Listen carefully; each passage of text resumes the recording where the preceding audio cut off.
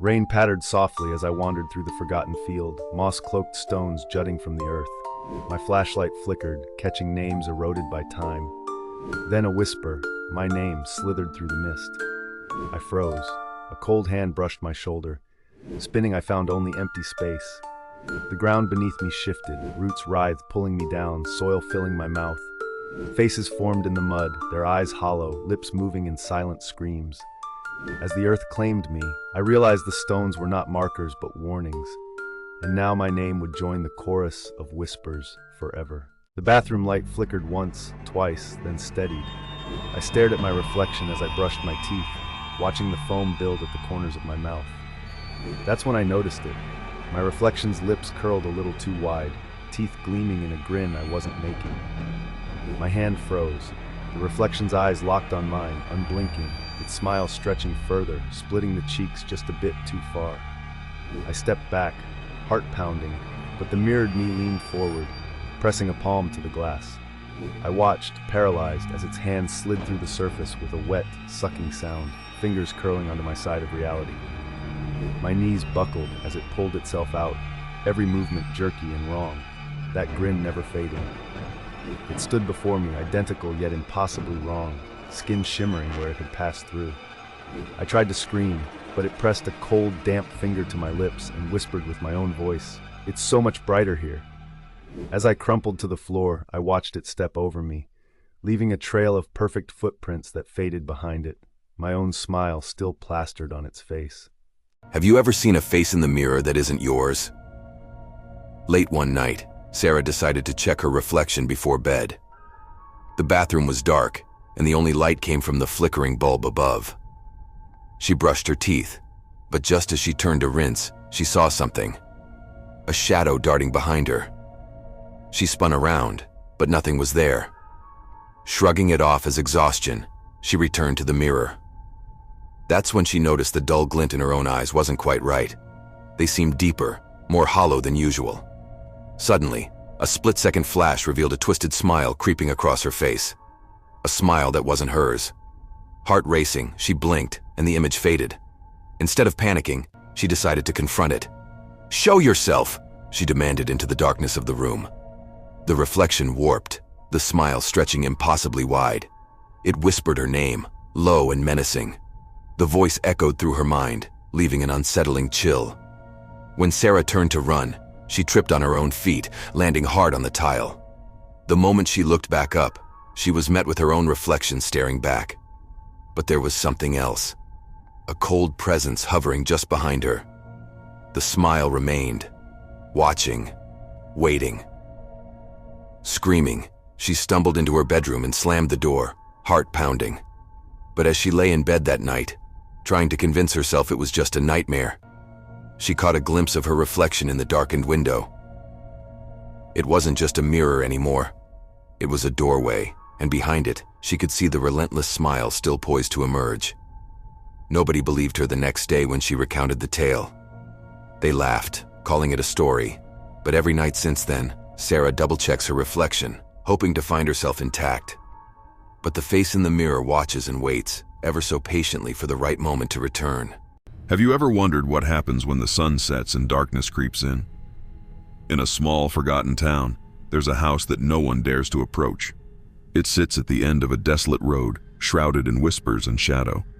Legends say that each night, the windows flicker with light, revealing figures dancing inside, their movements syncopated with the eerie sound of laughter echoing into the night. Local kids dared each other to peek through the cracked windows, but what they saw would haunt them for life. Faces twisted in grotesque smiles, eyes glinting with a hunger that chilled them to the bone. They spoke softly but clearly.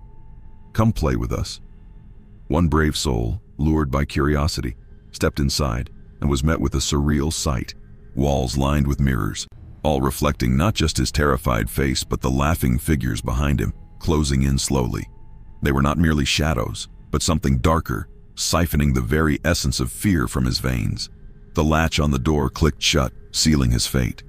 Morning light revealed the house as it always was, silent, abandoned. Days later, the town awoke to a new face among them. A boy, eyes vacant and smile unnaturally wide, whispered the same phrase, "Come play with us." Those who look too closely into his eyes swear they saw the shadows of the others dance behind him, always hungry for more. Every morning, Anna wiped away the greasy smudges from her bedroom window.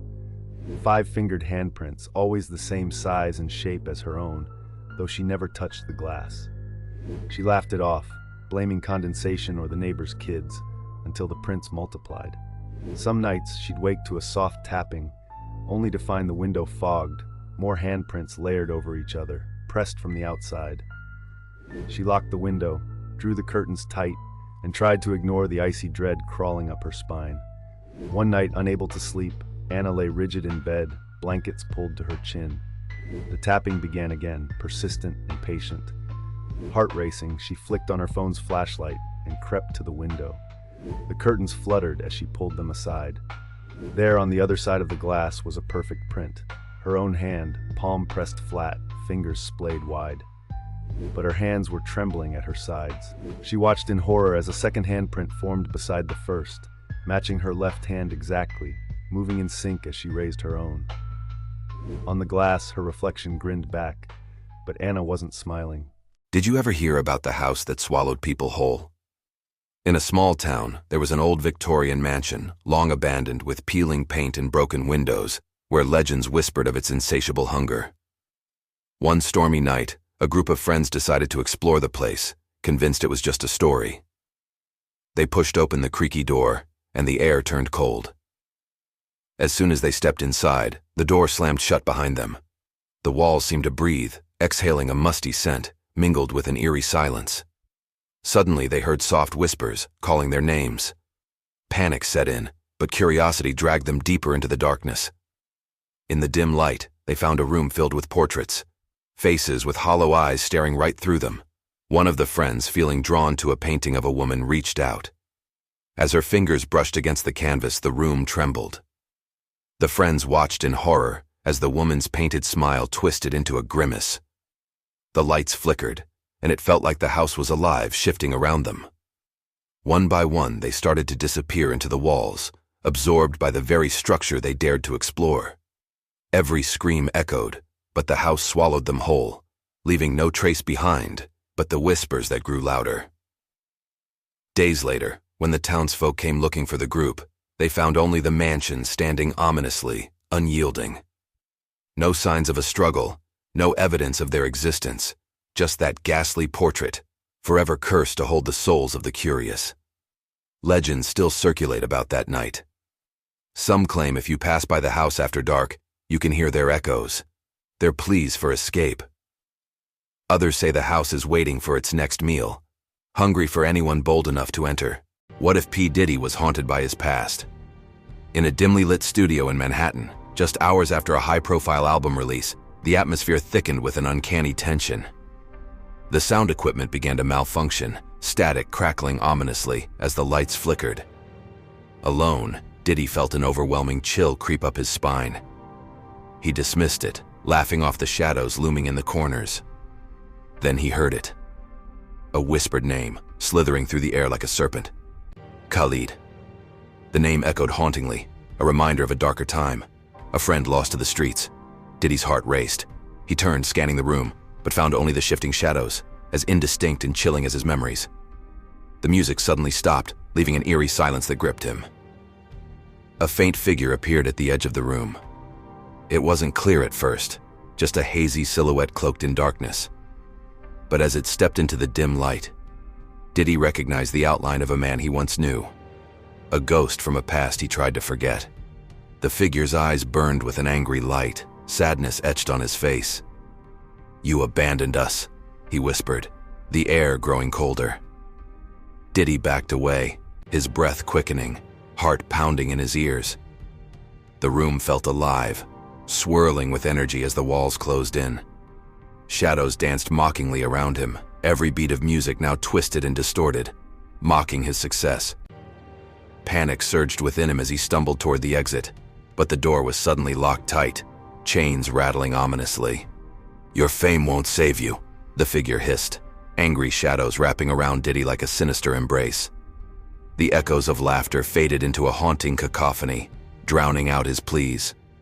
Where once there was music and celebration, Now only despair resonated. Trapped in a fight against phantoms of his own making, he realized it wasn't just guilt he felt, it was terror. They wouldn't let him leave. As darkness enveloped the studio, a scream burst from his lips, swallowed by the very shadows that held him captive, merging his fate with those he once left behind.